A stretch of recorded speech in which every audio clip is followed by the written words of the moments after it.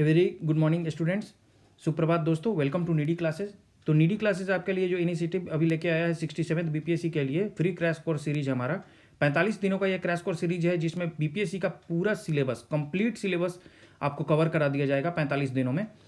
और इसके लिए सबसे पहले आप लोग नीडी क्लासेस चैनल को सब्सक्राइब कर लें, बेल आइकन को दबा दें, क्योंकि इसमें 45 दिनों में एक टॉपिक वाइज प्लान है जिसमें सारा सब्जेक्ट कवर किया हुआ है। तो हर टॉपिक का वीडियो आएगा, रोज वीडियो आते रहेगा, तो उसका आपके पास नोटिफिकेशन पहुंच जाए, आपके पास वीडियो तुरंत पहुंच जाए, इसके लिए आप चैनल को सब्सक्राइब कर लें और बेल आइकन को दबा दें। अब जैसा कि 5 जनवरी से ही ये हमारा क्रैश कोर्स सीरीज स्टार्ट हो गया है, तो इसमें हिस्ट्री के वीडियो भी अपलोड हो गए हैं। उसके बाद साइंस भी हमारा चल रहा है, साइंस में बायो सेक्शन चल रहा है हमारा, उसमें भी बहुत सारे वीडियो अपलोड हो गए हैं। तो उस वीडियो में आप लोग वीडियोज़ को देखें, वीडियोज़ को अगर वीडियोज़ पसंद आए तो उसको लाइक करें, अगर वीडियोज़ में कुछ भी सुझाव आपके हैं तो उसको कमेंट के माध्यम से हमें ज़रूर बताएं। तो अब यहाँ अभी हम लोग लूसेंट का साइंस में बायोलॉजी से स्टार्ट किए हैं, क्योंकि बायोलॉजी बहुत इंपॉर्टेंट पार्ट होता है बीपीएससी का। तो बायोलॉजी में हम लोग कंटिन्यू करते हुए लूसेंट सीरीज में अभी ब्लड ग्रुप से यहाँ कंटिन्यू करेंगे। ब्लड ग्रुप से पहले तक हमने वीडियोज़ कंप्लीट कर दिया है, अब ब्लड ग्रुप से यहाँ हम लोग स्टार्ट करेंगे। ठीक है, तो आइए पढ़ते हैं। मनुष्य के रक्त वर्ग ब्लड ग्रुप, रक्त समूह की खोज, ब्लड ग्रुप की खोज कार्ल लैंडस्टीनर ने 1900 ईस्वी में किया था। इसके लिए इन्हें सन 1930 ईस्वी में नोबेल पुरस्कार मिला। मनुष्यों के रक्तों की भिन्नता का मुख्य कारण लाल रक्त कण आरबीसी में पाई जाने वाले ग्लाइकोप्रोटीन है। अब देखिए, ग्लाइकोप्रोटीन जो है उसके कारण से ही मनुष्य के शरीर में अलग अलग प्रकार के ब्लड ग्रुप है, और इसी ग्लाइकोप्रोटीन जो है अलग अलग होने के कारण ही अलग अलग एंटीजन होता है हमारे शरीर में। एंटीजन 2 प्रकार के होते हैं, एंटीजन ए एवं एंटीजन बी। एंटीजन या ग्लाइकोप्रोटीन की उपस्थिति के आधार पर मनुष्य में 4 प्रकार के रुधिर वर्ग होते हैं या ब्लड ग्रुप होते हैं। कौन कौन, वो हम लोग देखेंगे। जिनमें एंटीजन ए होता है, ग्लाइकोप्रोटीन ए जिसमें होगा या एंटीजन ए होगा, उसका ब्लड ग्रुप ए होगा।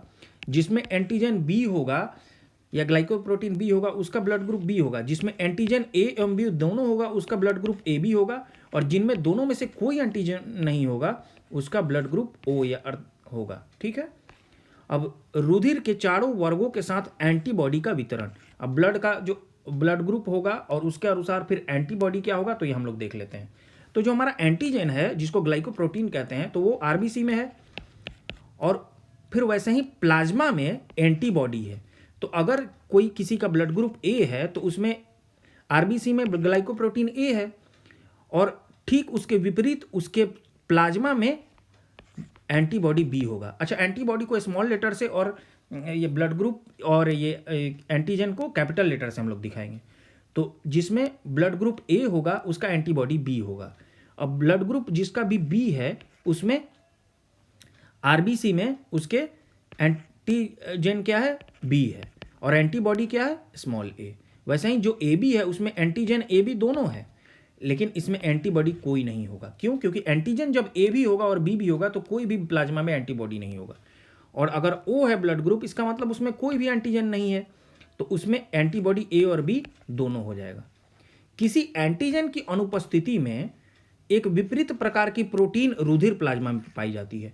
अब एंटीबॉडी क्या है, एक विपरीत प्रकार की प्रोटीन है। दोनों प्रोटीन है, ग्लाइकोप्रोटीन है आपका एंटीजन, और उसके विपरीत प्रकार का जो प्रोटीन है वो एंटीबॉडी कहलाता है, और इसी को हम लोग एंटीबॉडी कहते हैं। अब एंटीबॉडी भी 2 प्रकार का होता है, जैसे एंटीजन आपका 2 प्रकार का होता था ए बी, वैसे एंटीबॉडी भी 2 प्रकार का होगा, एंटीबॉडी ए एवं एंटीबॉडी बी।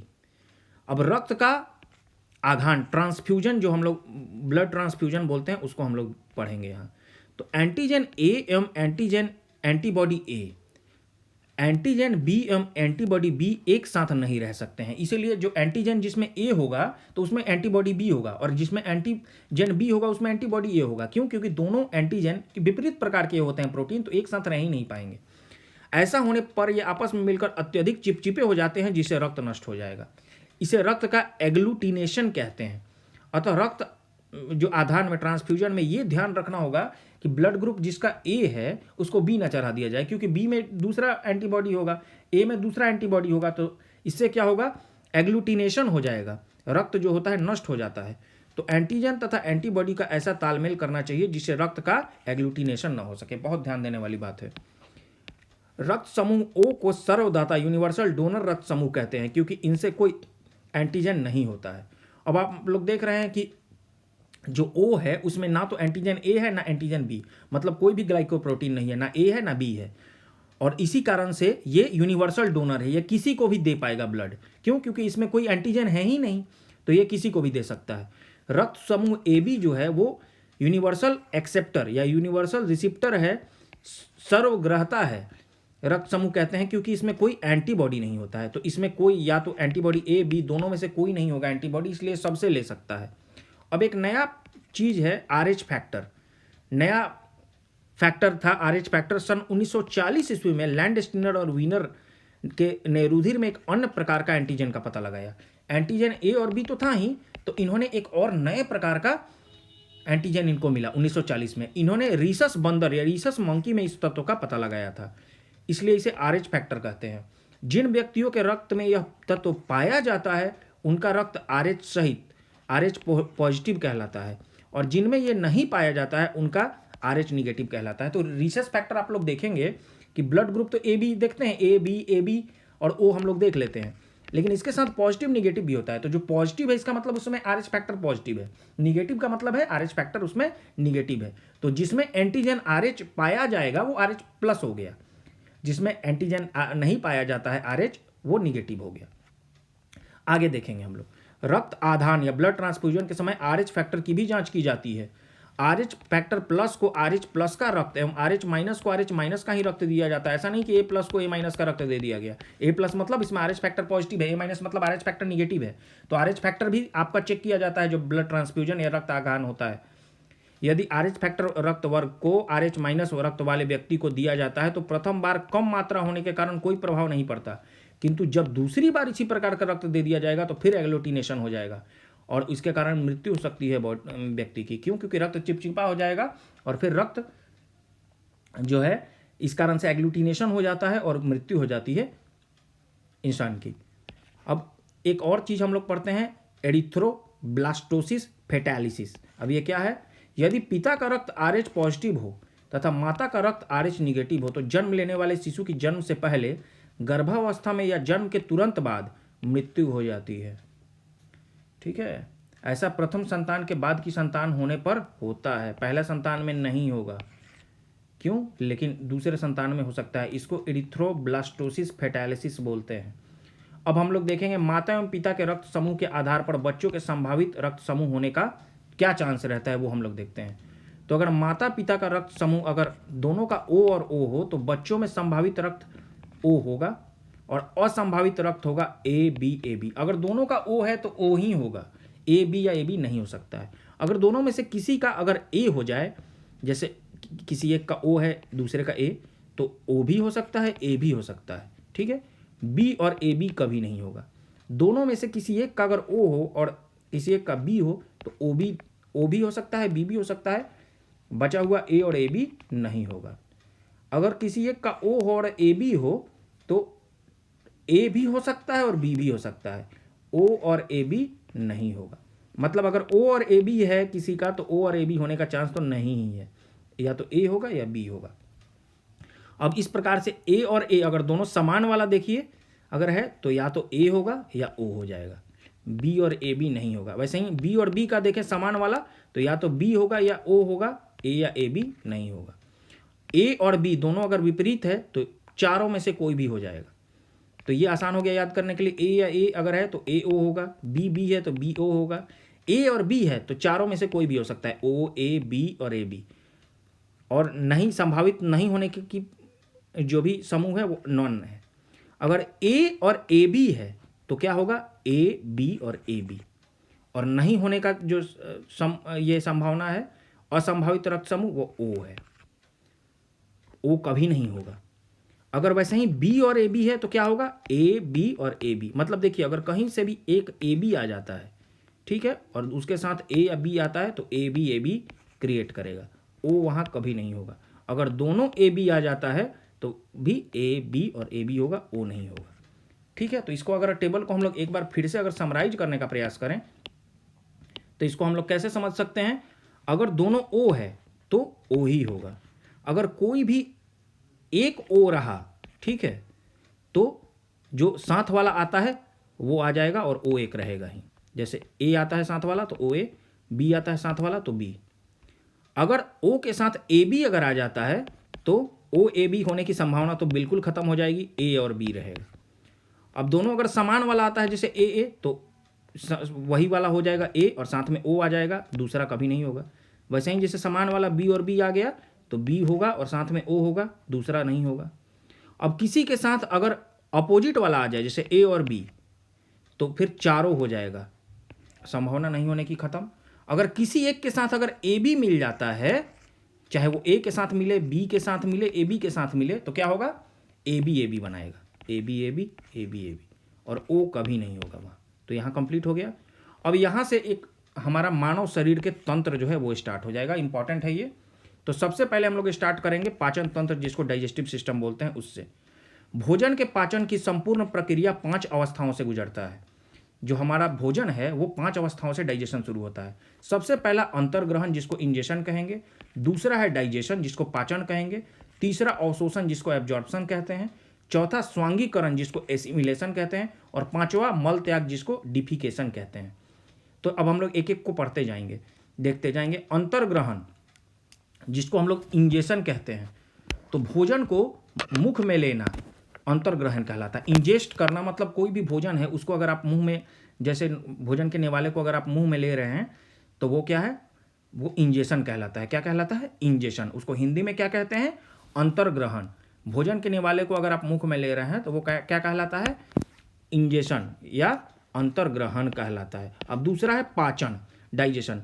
मनुष्य में भोजन का पाचन मुख्य रूप से प्रारंभ हो जाता है। अब मुख में ही मनुष्य का भोजन जो है उसका पाचन शुरू हो जाता है, मुख में ही, और यह छोटी आंत तक जारी रहता है, स्मॉल इंटेस्टाइन तक जारी रहेगा। अब क्यों मुख में होगा, तो मुख में स्थित जो लाड़ ग्रंथियां हैं मुख में स्थित, जिसको सलेवरी ग्लैंड्स बोलते हैं, तो उससे निकलने वाला एंजाइम जो होता है उसका नाम क्या है, टाइलिन। तो वो टाइलिन क्या करता है, भोजन में जो उपस्थित स्टार्च है उसको माल्टोज में बदल देता है। माल्टोज एक प्रकार का शर्करा है, शुगर है, में अपघटित कर देता है। फिर माल्टोज नामक एंजाइम, अब ये माल्टोज में बदल गया स्टार्च। अब स्टार्च माल्टोज को, स्टार्च आपका बदल गया है माल्टोज में। अब एक और एंजाइम है जिसको कहते हैं माल्टेज। तो माल्टेज नामक एंजाइम क्या करेगा, ये जो माल्टोज शर्करा है उसको ग्लूकोज में परिवर्तित कर देता है। ठीक है। अब लाइजोजाइम एक प्रकार का एंजाइम होता है जो भोजन में उपस्थित हानिकारक जीवाणुओं को नष्ट कर देता है। इसके अतिरिक्त अब देखिए, भोजन में अब मान लीजिए कोई जीवाणु है तो ये सब सलेवरी ग्लैंड से निकल रहा है, तो लाइजोजाइम निकलेगा और वो जीवाणुओं को नष्ट कर देगा। इसके अतिरिक्त लार में उपस्थित शेष पदार्थ बफर कार्य करते हैं। अब पहले अब मुंह से अब भोजन कहाँ पहुंच गया, आमाशय में पहुंचेगा, जिसको हम लोग स्टोमक कहते हैं। तो स्टोमक में कैसे पाचन शुरू होता है देखते हैं। पहले मुख में हम लोग इंजेस्ट किए भोजन को, इंजेशन किए, अंतर्ग्रहण किए, फिर पाचन होना शुरू हुआ मुंह से ही लाड़ ग्रंथियों द्वारा। उसके बाद आमाशय में पहुंचा भोजन, जिसको हम लोग स्टोमक कहते हैं। अब स्टोमक में कैसे पाचन शुरू होता है देखते हैं। आमाशय में भोजन लगभग 4 घंटे तक रहता है। भोजन के आमाशय में पहुंचने पर पाइलोरिक ग्रंथियों से, जो पाइलोरिक ग्रंथियां हैं उससे जठर रस, जिसको गैस्ट्रिक जूस बोलते हैं, निकलता है। यह हल्के पीले रंग का अम्लीय द्रव होता है। ये एसिडिक होता है और ये हल्के पीले रंग का होता है। तो आमाशय के ऑक्सीडेंटिक कोशिकाओं से, अब आमाशय जो है, जो हमारा पेट है, उसके जो टिश्यूज होते हैं ऑक्सीडेंटिक टिश्यूज होते हैं, तो उससे क्या निकलेगा, हाइड्रोक्लोरिक एसिड निकलता है। तो उसका क्या काम है, जो भोजन के साथ आए हुए जीवाणुओं को नष्ट कर देता है। अब देखिए, मुंह में लाइजोजाइम नष्ट कर रहा था और पेट में हाइड्रोक्लोरिक एसिड जो है वो ऑक्सीडेंटिक आपका सेल्स से निकल रहा है, पेट के ऑक्सीडेंटिक सेल्स जो है उससे निकल रहा है और वो जीवाणुओं को नष्ट कर रहा है। और वो एक और कार्य करता है क्या, एंजाइम की क्रिया को तीव्र कर देता है, कैटालिस्ट का काम करता है। अब हम लोग हाइड्रोक्लोरिक अम्ल के बारे में देखेंगे कि हाइड्रोक्लोरिक अम्ल जो है ये क्या करता है, भोजन के माध्यम को अम्लीय बनाता है। अब यह भोजन जो है उसका एक, हाइड्रोक्लोरिक अम्ल का एक और कार्य है कि यह भोजन को अम्लीय बना देगा, एसिडिक बना देगा, जिससे लाड़ की टाइलिन की क्रिया अब समाप्त हो जाती है। अब टाइलिन जो होता है वो बेसिक होता है और इसीलिए जो आपका भोजन पहुंचता है तो वो बेसिक होता है, क्षारीय होता है। तो अम्लीय हाइड्रोक्लोरिक एसिड क्या होता है कि अम्लीय बना देता है भोजन को। अमाशय में निकलने वाले जठर रस में कौन कौन से एंजाइम होते हैं गैस्ट्रिक जूस में? तो वो होते हैं पेप्सिन और रेनिन। तो देखिए मुख में लार्ज सलिवरी ग्लैंड क्या क्या दे रहा था आपका? सबसे पहले आपको जो है माल्टोज में बदला स्टार्च को, ठीक है, और किसने बदला? टाइलिन ने बदला। और उसके बाद माल्टेज ने बदल दिया किसको? माल्टोज को ग्लूकोज में। मतलब आपके मुख में क्या था? टाइलिन था और क्या था? माल्टोज था। लेकिन पेट में या अमाशय में क्या है? पेप्सिन एवं रेनिन है। अब पेप्सिन का काम क्या है? नाम से ही समझ लीजिए। प से पेप्सिन प्रोटीन को ये खंडित कर सरल पदार्थ पेप्टोन्स में परिवर्तित कर देता है। तो देखिए पेप्सिन नाम से ही आप समझिए, मुख में क्या है? स्टार्च का डाइजेशन हो रहा है और पेट में पहुंचने पर प्रोटीन का डाइजेशन शुरू हो जा रहा है। कैसे? पेट में गैस्ट्रिक जूस दो निकलते हैं, पेप्सिन और रेनिन। तो जो आपका पेप्सिन है वो प्रोटीन को खंडित करता है, सरल पदार्थों में परिवर्तित कर देता है। अब रेनिन जो है वो दूध की घुली हुई प्रोटीन, अब दूध की जो प्रोटीन है उसको केसिनोजेन बोलते हैं। तो वो केसिनोजेन प्रोटीन को कैल्शियम पैराकेसिनेट के रूप में बदल देता है, ठोस प्रोटीन में बदल देता है, केसिन प्रोटीन में बदल देता है। कौन? रेनिन। आगे देखते हैं हम लोग। ये सब पेट में ही हो जा रहा है क्योंकि पेट में गैस्ट्रिक जूस कौन कौन से थे आपका? पेप्सिन थे और रेनिन थे। अब उसके बाद हम लोग का डिओडिनम, जेजुनम और इलियम, ठीक है, वहां पहुंचता है। तो डिओडिनम में पहुंचेगा, पेट से जैसे ही निकलेगा आपका भोजन, उसके बाद ये डिओडिनम में पहुंचेगा, ठीक है। तो भोजन का पक्वाशय में पहुंचते ही, अब डिओडिनम को हम लोग पक्वाशय कहते हैं, पहुंचते ही सर्वप्रथम इसमें यकृत से निकलने वाला, अब लीवर जो है यहाँ है, तो लीवर से क्या निकलता है? एक बाइल डक्ट आकर मिलता है, लीवर से बाइल जूस निकलता है। और बाइल जूस जो है वो स्टोर कहाँ होता है? गॉल ब्लैडर में होता है। तो वो बाइल जूस जो है वो कहाँ आके मिलता है? डिओडिनम में आके मिलता है। और ये बाइल जूस जो है वो बेसिक होता है, क्षारीय होता है, और यह भोजन को अम्लीय से क्षारीय बना देता है। तो अम्लीय भोजन अभी तक था, कैसे था? हाइड्रोक्लोरिक एसिड जो है वो अम्लीय बना दिया था भोजन को पेट में। उसके बाद ये बाइल डक्ट जो है इसको क्षारीय बना देता है। यहाँ अग्नाशय से अग्नाशय रस, अब पेट के नीचे क्या है? पैंक्रियाज है, पैंक्रियाज को अग्नाशय कहा जाता है। तो अब उससे भी अग्नाशय रस आकर भोजन में मिलता है। और अग्नाशय जो पैंक्रियाज है उसमें 3 टाइप के प्रोटीन होते हैं। कौन कौन से? ट्रिप्सिन। अब ट्रिप्सिन क्या है? यह प्रोटीन एवं पेप्टोन को पॉलीपेप्टाइड्स तथा अमीनो अम्ल में बदल देता है। अब देखिए प्रोटीन जो है वो क्या है? प्रोटीन का बेसिक यूनिट अमीनो एसिड्स है। प्रोटीन क्या है? एक बायोमॉलिक्यूल है, बहुत कॉम्प्लेक्स मॉलिक्यूल होता है, बहुत बड़ा होता है प्रोटीन। इसका जो मॉलिक्यूल्स होते हैं, इसके जो अणु होते हैं बहुत बड़े होते हैं, और वो छोटे छोटे अमीनो एसिड से मिलकर बने होते हैं। तो अगर प्रोटीन को तोड़िएगा, अगर आप तोड़िएगा उसको, तो क्या होगा? छोटे छोटे अमीनो एसिड में बदल जाएंगे। तो उसको तोड़ने के लिए एंजाइम चाहिए। अब कौन कौन से एंजाइम चाहिए? तो प्रोटीन का टूटना पेट से ही शुरू हो जाता है। कैसे? पेप्सिन के द्वारा। फिर इसको पैंक्रियाज भी तोड़ता है। तो पैंक्रियाज के एंजाइम कौन है? ट्रिप्सिन है। अब ट्रिप्सिन क्या करेगा? यह प्रोटीन एवं पेप्टोन्स को, अब प्रोटीन डायरेक्टली अमीनो एसिड में नहीं टूटेगा, पेप्सिन जो प्रोटीन्स है वो पहले पेप्टोन्स में टूटेगा, और पेप्टोन्स जो है वो फिर पॉलीपेप्टाइड्स में टूटेगा। तो प्रोटीन टूटा किस में? पेप्टोन्स में। पेप्टोन्स टूटा किस में? पॉलीपेप्टाइड्स में। और फिर पेप्टाइड्स जो है, पॉलीपेप्टाइड्स, वो टूट जाता है एमिनो एसिड में, ठीक है। अमीनो एसिड सबसे छोटा मॉलिक्यूल है किसका? प्रोटीन का। समझ में आया? तो ट्रिप्सिन क्या करेगा? प्रोटीन को पेप्टोन में तोड़ेगा, फिर पेप्टोन को पॉलीपेप्टाइड्स में, और पॉलीपेप्टाइड्स को अमीनी अम्ल में परिवर्तित करता है। अब अमाइलेज के बारे में देखेंगे। अमाइलेज क्या करेगा? यह स्टार्च को घुलनशील शर्करा शुगर में परिवर्तित करता है। तो अमाइलेज वही काम करता है जो मुख में आपका टाइलिन करता है। यह स्टार्च को आपका डिजॉल्व्ड शुगर में परिवर्तित कर देगा। अब लाइपेज, यह इमल्सिफाइड वसाओं, जो भी फैट्स को ग्लिसरीन तथा फैटी एसिड्स में बदलेगा। तो देखिए ट्रिप्सिन प्रोटीन को, अमाइलेज स्टार्च को, और लाइपेज जो है वो फैट्स को ग्लिसरीन और फैटी एसिड्स में परिवर्तित करता है। अब डिओडिनम जब हो गया, जेजुनम और इलियम होते हुए आपका भोजन कहाँ पहुँच गया? छोटी आंत में, DJI, डिओडिनम जेजुनम और इलियम से होते हुए भोजन आपका फिर छोटी आंत में पहुँच गया, स्मॉल इंटेस्टाइन में। अब देखिए वसा, फैट्स, स्टार्च, ये सब का डाइजेशन हो गया है, लेकिन अभी भी पूर्णतः डाइजेशन नहीं हुआ है। यहाँ भोजन की पाचन क्रिया यहाँ पूर्ण होती है स्मॉल इंटेस्टाइन में आकर, एवं पचे हुए भोजन का अवशोषण होता है। अब भोजन पूरा पच गया, और पचने के बाद क्या हुआ? बहुत सारे जो भोजन के कंपोनेंट्स है, कार्बोहाइड्रेट्स है, फैट्स है, विटामिन मिनरल्स जो भी हैं, वो और पचे हुए भोजन का ये स्मॉल इंटेस्टाइन क्या करते हैं? अवशोषण कर लेते हैं, एब्जॉर्ब करते हैं उनके। छोटी आंत की दीवारों से आंतरिक रस निकलता है, क्या निकलता है, जूस निकलता है। अब उसमें भी बहुत सारे इंजाइम्स होते हैं, क्या क्या होते हैं देखते हैं हम लोग। इरेप्सिन, इरेप्सिन क्या करेगा, शेष प्रोटीन एवं पेप्टोन को अमीनो अम्ल में बदलेगा। अब जो काम ट्रिप्सिन किया पैंक्रियाज का, वही काम यहाँ स्मॉल इंटेस्टाइन का इरेप्सिन करेगा। माल्टेज निकलेगा, यहाँ भी माल्टेज, सैलिवरी ग्लैंड से भी माल्टेज निकलता था, यहाँ भी माल्टेज निकल रहा है। अब यह माल्टोज को ग्लूकोज में परिवर्तित करता है। स्यूक्रेज निकलेगा, ये क्या करेगा, स्यूक्रोज को ग्लूकोज एवं फ्रुक्टोज में बदलेगा। स्यूक्रोज क्या है, एक प्रकार का शुगर है, ये ग्लूकोज को बदल में, स्यूक्रोज जो है वो हेवी शुगर है, तो ये ऐसा light sugar glucose and fructose में बदल देगा। लैक्टेज है, अब लैक्टेज एक एंजाइम है, ये क्या करेगा, लैक्टोज को ग्लूकोज एवं गैलेक्टोज में बदलेगा। ध्यान दीजिए, लैक्टेज ग्लूकोज एवं गैलेक्टोज में बदलेगा लैक्टोज को। स्यूक्रोज को किस में बदलेगा, ग्लूकोज एवं फ्रुक्टोज में। और लाइपेज है, यह क्या करेगा, लाइपेज इमल्सिफाइड वसाओं को ग्लिसरीन तथा फैटी एसिड्स में बदलेगा। लाइपेज एक जगह और निकल रहा था, वो पैंक्रियाटिक जूस था, और स्मॉल इंटेस्टाइन में भी लाइपेज निकल रहा है। तो आप लोग देखेंगे लाइपेज और माल्टेज, माल्टेज जो है एक जगह और निकल रहा था, कहाँ निकल रहा था, माउथ में निकल रहा था, सैलिवरी ग्लैंड में। अब आंतरिक रस जो होता है ये क्षारीय होता है, ठीक है, बेसिक होता है। जैसे बाइल डक्ट हमारा क्षारीय होता था, ये भी क्षारीय होता है। केवल आपका पेट में जो है हाइड्रोक्लोरिक एसिड जो है वो अम्लीय होता है, बाकी जितने भी एंजाइम्स वो क्षारीय होते हैं, बेसिक होते हैं। स्वस्थ मनुष्य में प्रतिदिन लगभग 2 लीटर आंतरिक रस स्रावित होता है।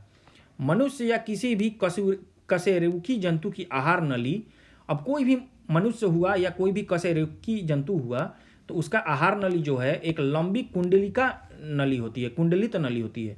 अब यह मुख से शुरू होती है और गुदा में समाप्त हो जाती है, मुंह से लेके, माउथ से लेके एनस तक जाती है।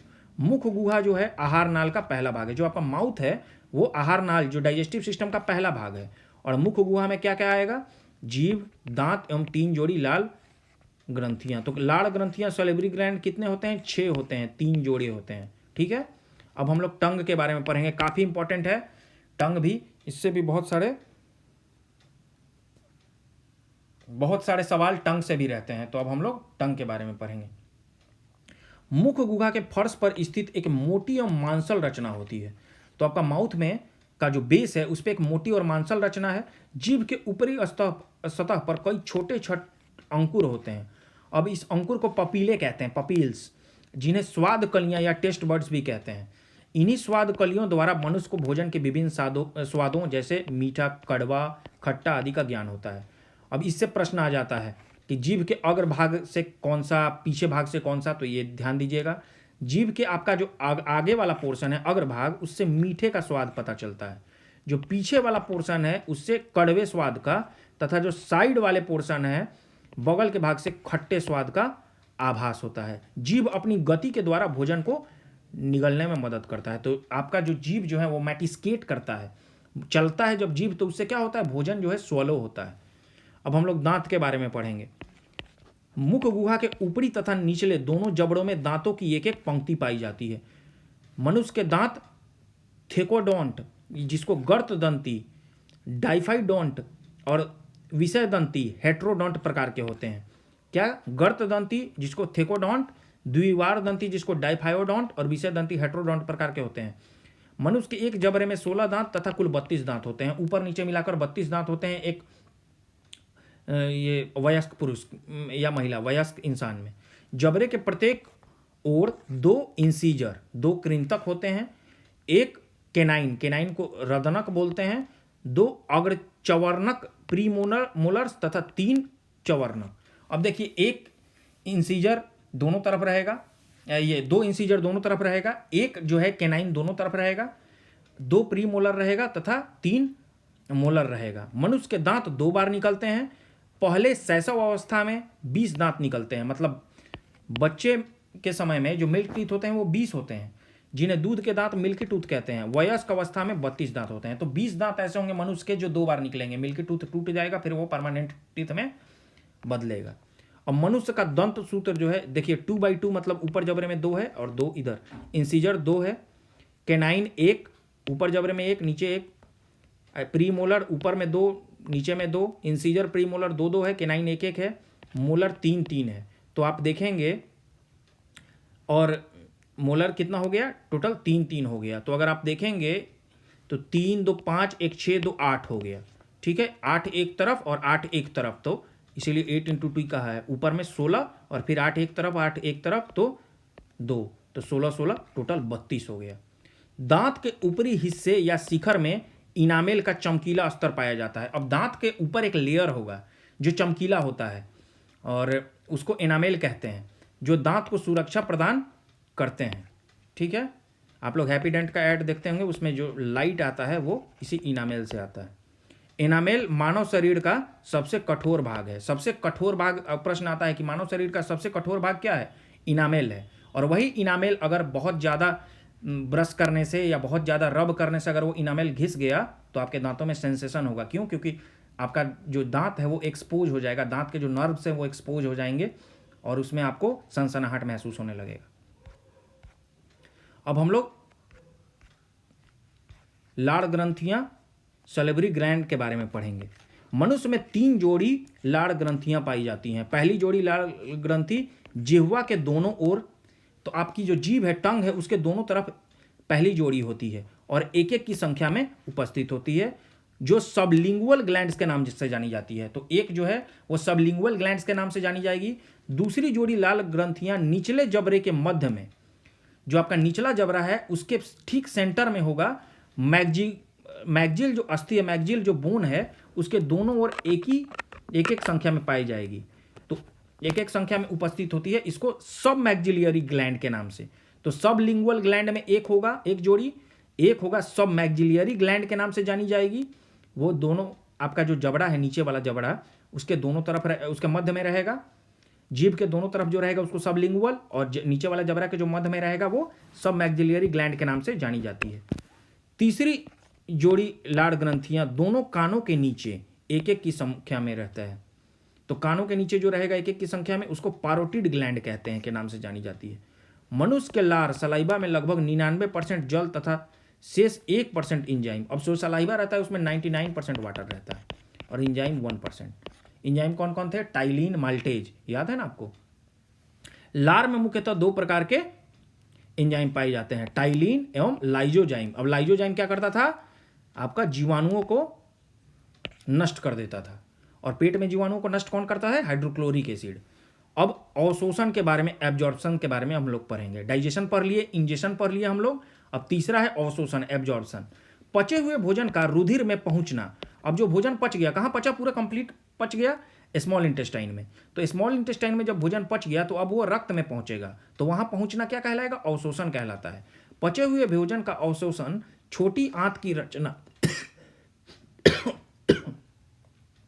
अब इनका अवशोषण जो है, आपके जो छोटी आंत है उसमें छोटे छोटे विलीज होते हैं जिसको माइक्रो विलीज कहते हैं, तो उनके द्वारा अवशोषण किया जाता है।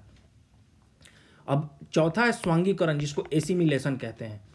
अवशोषित भोजन का शरीर के उपयोग में लाया जाना एसिमिलेशन कहलाता है। अब जो भी आपके न्यूट्रिएंट्स मिल गए उसको एक एक सेल जो है वो सेल के पास ब्लड के माध्यम से पहुंच जाएंगे और ब्लड उनका यूज करेगा।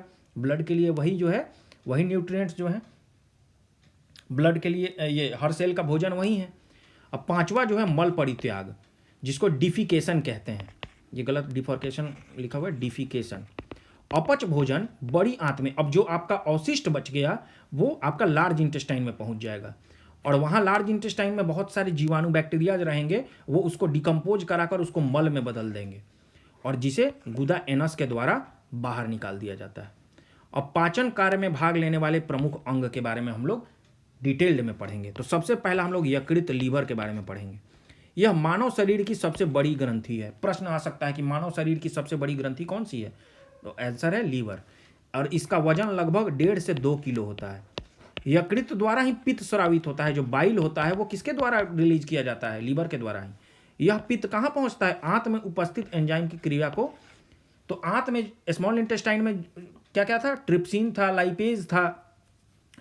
तो ये जो आंत में जो आपके पास ये उपस्थित एंजाइम है, तो उसको कौन सा तीव्र कर देता है? तो वो बाइल तीव्र कर देता है। यकृत प्रोटीन के उपापचय में सक्रिय रूप से भाग लेता है, और प्रोटीन विघटन के फलस्वरूप उत्पन्न विषैले अमोनिया को, अब प्रोटीन जब डाइजेस्ट होगा तो अमीनो एसिड बनेगा, और अमीनो एसिड जो है वो एक प्रकार का क्या है? अमाइन ग्रुप है, उसमें NH2 ग्रुप है, तो अमोनिया निकलेगा। तो अमोनिया को अब अमोनिया जो है वो विषैला होगा, तो उसको फिर यूरिया में बदल देगा कौन?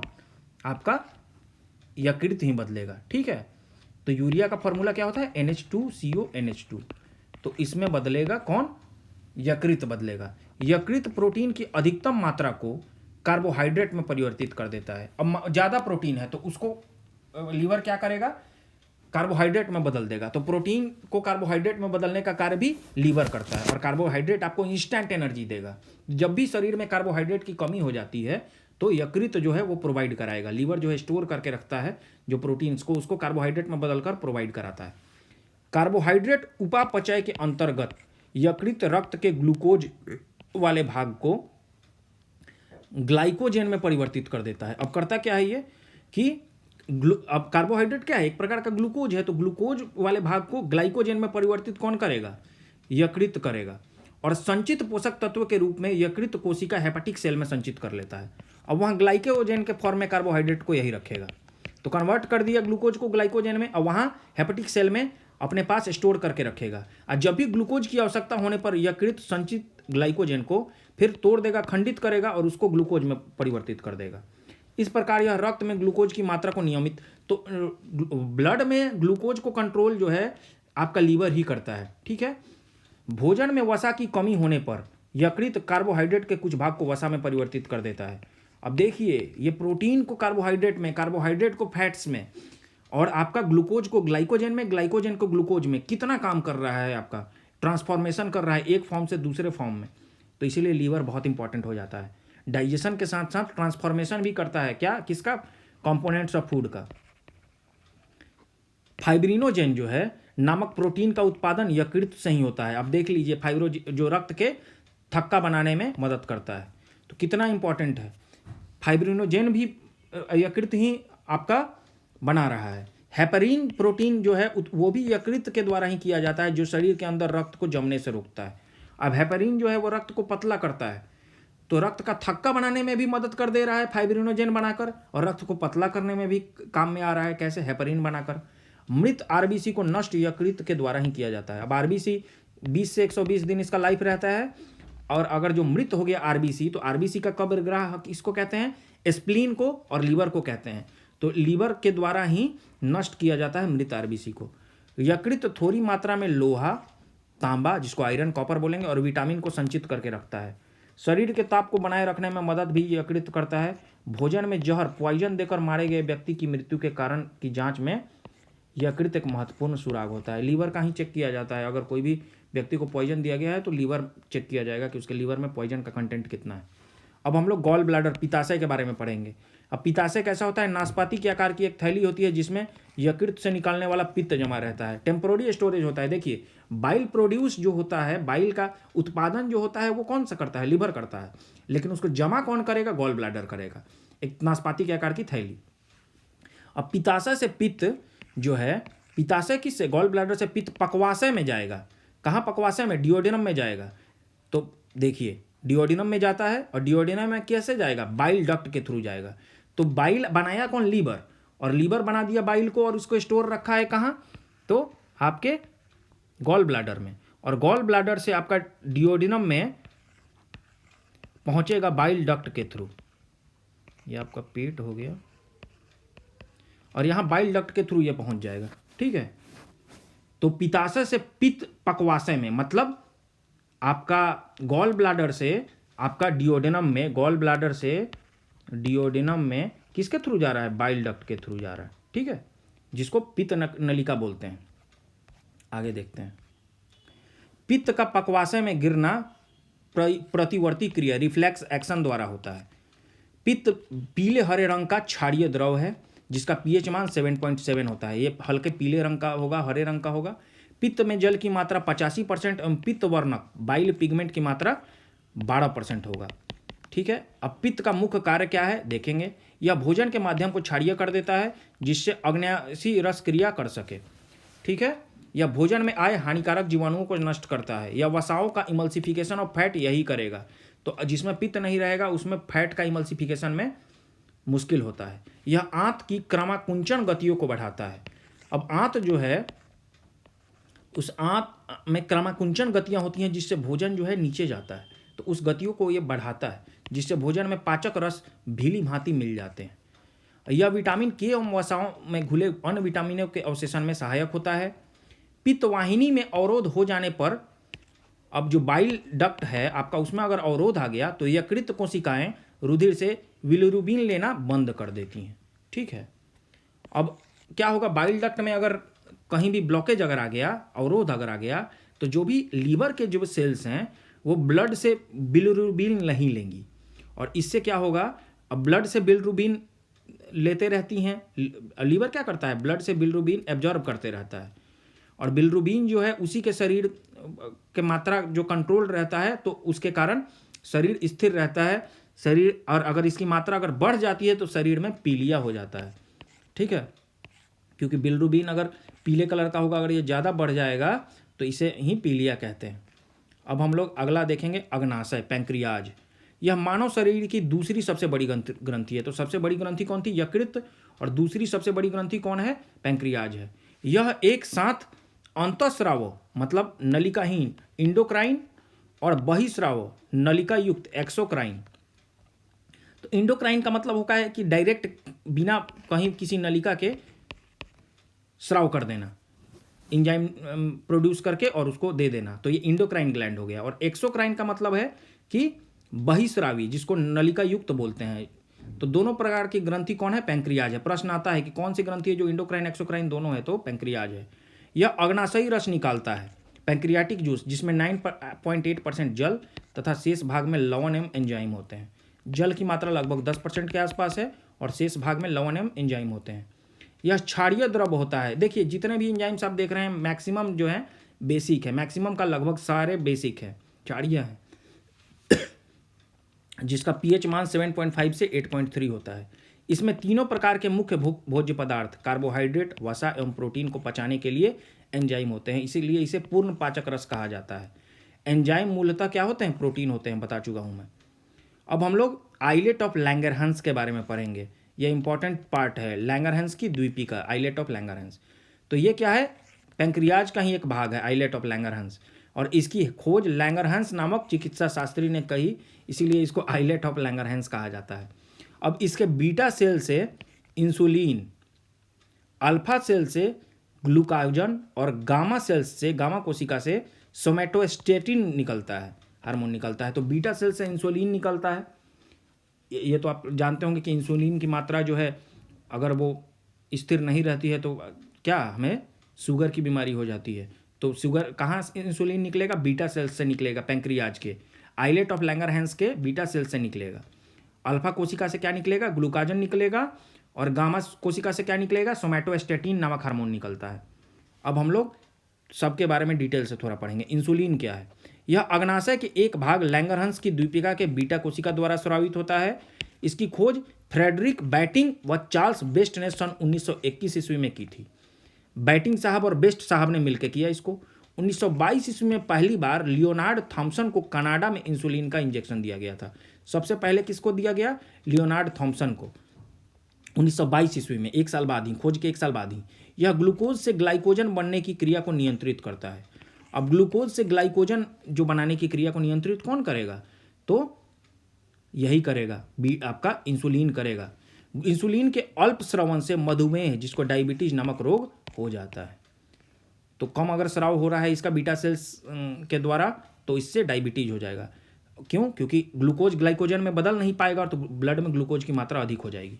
रुधिर में ग्लूकोज की मात्रा बढ़ना मधुमेह कहलाता है। अब इंसुलिन का अगर अति स्रवण हो गया, ज़्यादा हो गया, तो आपको हाइपोग्लाइसेमिया हो जाएगा। मतलब क्या, ग्लूकोज तुरंत ग्लूकाजन में बदलता जाएगा, और इससे हाइपोग्लाइसेमिया से क्या होगा, जिससे जनन क्षमता तथा दृष्टि ज्ञान कम होने लगता है। अब ग्लूकाजन क्या है ये हम लोग देखेंगे। तो यह ग्लाइकोजन को पुनः ग्लूकोज में परिवर्तित कर देता है। तो ग्लूकाजन कौन, अल्फा सेल्स जो है, बीटा सेल्स क्या था, इंसुलिन, ये क्या करता था, तो ये ग्लूकोज को ग्लाइकोजन में, और फिर ग्लूकाजन क्या है, ये ग्लाइकोजन को पुनः ग्लूकोज में परिवर्तित कर देता है। तो अल्फा सेल और बीटा, इंसुलिन और ये ग्लूकॉन का ठीक अपोजिट कार्य है। अल्फा सेल और बीटा सेल ऐसे ऐसे एंजाइम प्रोड्यूस करते हैं जिनका कार्य बिल्कुल विपरीत है। एक क्या करेगा, ग्लूकोज को ग्लाइकोजन में, और दूसरा ग्लूकाजन क्या करेगा, ग्लाइकोजन को पुनः ग्लूकोज में परिवर्तित कर देता है। और अब जो गामा सेल्स है वो क्या निकालता था आपका, तो वो निकालता था सोमैटोस्टैटिन। तो यह क्या करेगा, यह पॉलीपेप्टाइड जो है हार्मोन, अब देखिए पॉलीपेप्टाइड में कैसे टूटा प्रोटीन, तो प्रोटीन जो है सबसे पहले प्रोटीन को टूटना, अमीनो एसिड में टूटने से पहले क्या होता है, प्रोटीन जो है वो पॉलीपेप्टाइड्स में टूटता है, फिर अमीनो एसिड्स में टूटेगा। ठीक है, प्रोटीन पहले पेप्टॉन्स में टूटेगा, पॉलीपेप्टाइड्स में टूटेगा और फिर अमीनो एसिड में टूटेगा। तो अब सोमैटोस्टैटिन क्या होता है, यह पॉलीपेप्टाइड हार्मोन होता है जो भोजन के स्वांगीकरण की अवधि को बढ़ाता है। ठीक है, अब हम लोग आगे देखेंगे। अब इसका एक सारांश का एक टेबल दिया हुआ है, बहुत बढ़िया टेबल है, इंपॉर्टेंट टेबल है। पाचन का ग्रंथि, रस, एंजाइम, भोज्य पदार्थ और प्रतिक्रिया के बाद। तो लार जो है, लार में टाइलिन और माल्टेज दोनों निकल रहा है। भोज्य पदार्थ क्या है, मंड और माल्टोज। ठीक है, ये माल्टोज को माल्टेज में बदल रहा है, मंड। और प्रतिक्रिया के बाद क्या हो रहा है, तो ये माल्टोज और ग्लूकोज में बदल गया। जठर रस पेप्सिन, रेनिन। अब प्रोटीन के लिए पेप्सिन यूज हो रहा है, प्रतिक्रिया के बाद प्रोटीन क्या बन गया, पेप्टोन्स में बदल गया। और रेनिन जो है दूध में प्रेजेंट जो केसिन प्रोटीन है उसको कैल्शियम पैराकैसिनेट, ठीक है, में बदल दिया। अग्नाशय रस, वैसे ही ट्रिप्सिन जिसको हमको पैंक्रियाटिक जूस, अमाइलेज, लाइपेज। इसका भोज्य पदार्थ भी दिया हुआ है, प्रोटीन, मंड, वसा। प्रोटीन के लिए पॉलीपेप्टाइड्स, मंड शर्करा में टूट गया, मंड क्या है, स्टार्च है।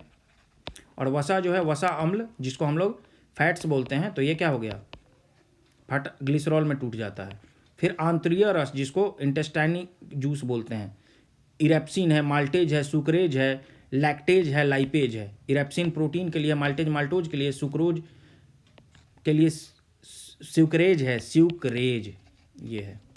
ऐसा ही ये लैक्टेज ASE है, ASE इंजाइम है, जो भी ASE है वो इंजाइम है। और OSE जो है लैक्टोज, स्यूक्रोज, ये सब शुगर है, शर्करा है।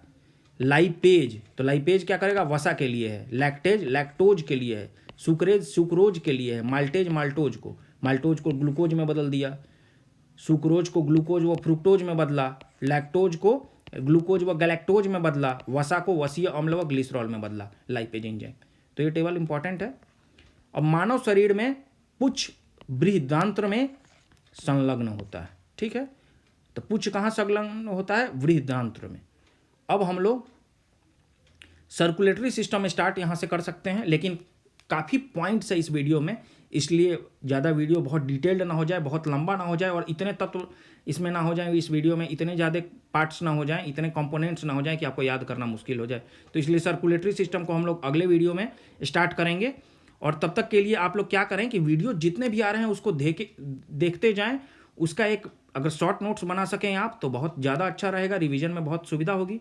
वीडियोज आपको पसंद आए क्योंकि काफ़ी डिटेल से बताया गया है, तो आप वीडियो को लाइक करें। अगर आपका कोई सुझाव है तो सुझाव जरूर दें हमें। और फ्री इनिशिएटिव है ये BPSC का जो क्रैश कोर्स है हमारा नीडी क्लासेज का, तो ज़्यादा से ज़्यादा लोगों के साथ शेयर करें, अपने दोस्तों के साथ शेयर करें। और सबसे पहले तो आप लोग सब्सक्राइब कर लें ताकि वीडियो का जो भी वीडियो जाएँ उसके नोटिफिकेशंस आपको पता चलें। बेल आइकन को आप दबा दें। तो अगले वीडियो में सर्कुलेटरी सिस्टम के साथ हम लोग फिर आएंगे, फिर मिलेंगे। तब तक के लिए धन्यवाद।